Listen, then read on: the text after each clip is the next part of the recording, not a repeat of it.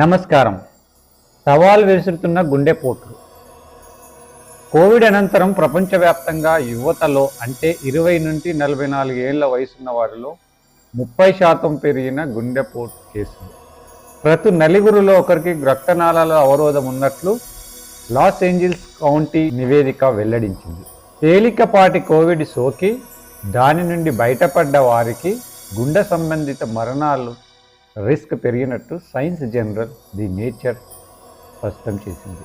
రక్తం చిన్న చిన్న గడ్డలు కట్టి చిన్న రక్తనాళాలను అడగించడంలో గుండెపోటు సంబంధిస్తుందని గుర్తించారు. ఈ సమస్యను ఈసీజీ, యాంజియోగ్రామ్ పరీక్షలు గుర్తించలేకపోతున్నాయని ఆందోళనలు వెలువచ్చారు. కోవిడ్ అనంతరం వచ్చే గుండెపోటు ముప్పుకు ఎస్పిరిన్తో చెక్ పెట్టొచ్చని, కార్డియాక్ అరెస్ట్ జరిగినప్పుడు వెంటనే పీసీఆర్తో స్పందిస్తే బాధితుని కాపాడుకోవచ్చని నిపుణులు సూచిస్తున్నారు. అవగాహన కోసము నా ఈ చిన్న ప్రయత్నమే ఈ video. Heart attack is almost always caused by atherosclerotic plaque, a buildup of cholesterol in the artery walls that blocks blood flow through the coronary arteries. Take a look at this spot. Right at that spot, inside that coronary artery, a plaque is threatening to block the blood supply to a part of the heart.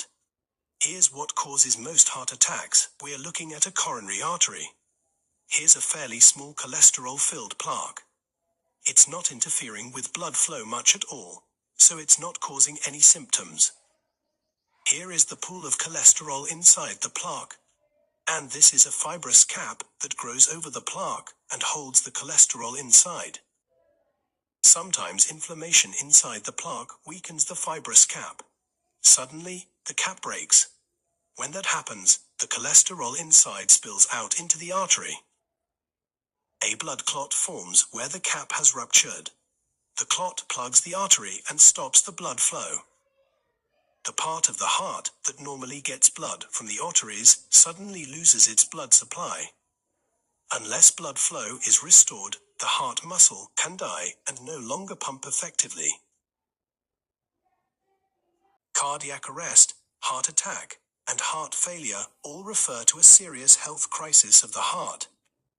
However, all three have very different causes and treatments. In the most common cause of sudden death, the two main pumping chambers of the heart just stop pumping. Here's the heart pumping blood around the body working normally. The two top chambers of the heart, the atria, collect blood that is coming in from the lungs and the rest of the body. The atria pump blood down into the two bottom chambers, the ventricles. The bigger and more powerful ventricles pump blood to the entire body. As long as the ventricles pump all the blood the body needs, the body's happy. Sometimes, however, the ventricles just stop pumping. It's a condition called asystole.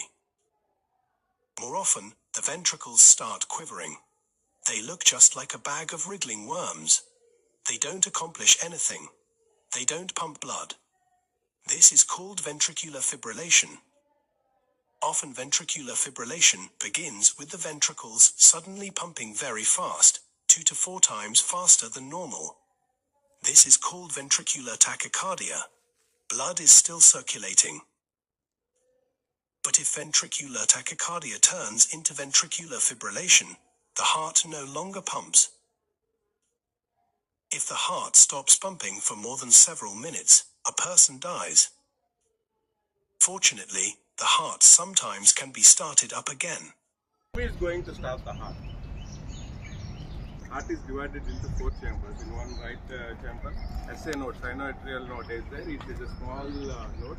It generates its own electrical impulses. These electrical impulses are restricted only to the heart muscle. Not I am near to the body. You can hear the click noise. The click noise is the recoil capacity of the heart. I was initially telling 2 inches depth. Okay? 2 inches depth or 4 to 5 centimeters.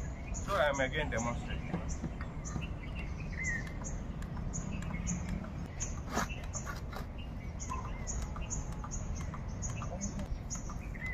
This is where the bone is, right? So you are pushing the bone actually. Heart is inside the bone. No? So bone, if you will push like this, bone will go in, is it? Let the bone break. We need to restart the heart. That's all I mean. Bone can be jointed, can be fractured. That is not it. In between muscles are there. In between pericardium is there, layers are there, tissues are there. No need to. 100 to 120 per minute. 30:2 rescue breaths. So I stopped it. 30 compressions I had done. I am doing rescue breaths now. To whom I am doing CPR? A cardiac arrest person who is unconscious. Any unconscious person, the tongue obstructs the airway or the windpipe, the trachea we call. Tongue obstructs. We need to clear the tongue. We cannot. We need to clear the airway. We cannot put the hand and remove everything. So there is a technique called head tilt. Head tilt, chin lift. Head tilt, chin lift. Then I will blow. So as the nostrils are open, through the nasopharynx, reverse air will come out.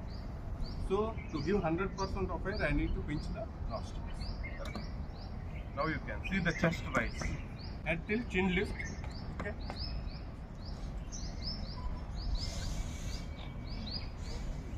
नहीं बोला वो राव का alcohol partner है इसीलिए नहीं बोला Fast. Very slow Shyam 100 per minute. 100 per minute 2 per. इसको we can break it problem है तो ब्रेक तुमने मेरी हड्डी तोड़ दी मैंने आपको सर इसीलिए तो लाइन में पकड़ा आपका पता लगा गैस का प्रॉब्लम था तो हड्डी तोड़ दी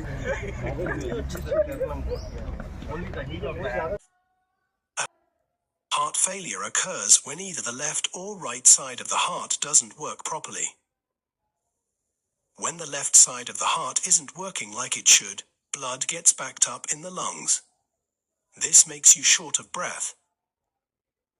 Also, not enough oxygen-rich blood is getting to the body. This causes fatigue. Because the kidneys are getting too little blood, they don't make enough urine. So fluid builds up in the body. This can cause swelling of the tissues most easily recognized in the lower legs and feet. When the right side of the heart isn't working like it should, blood returning from the body backs up in tissues throughout the body. This too causes swelling in the lower legs and feet. The sluggish flow of blood and heart failure also can lead to blood clots forming in the heart. They can travel to the brain and cause a stroke. Blood clots can also form in the legs and then travel to the lungs, a potentially serious condition. Finally, the failing heart can develop dangerous heart rhythms that can cause sudden death.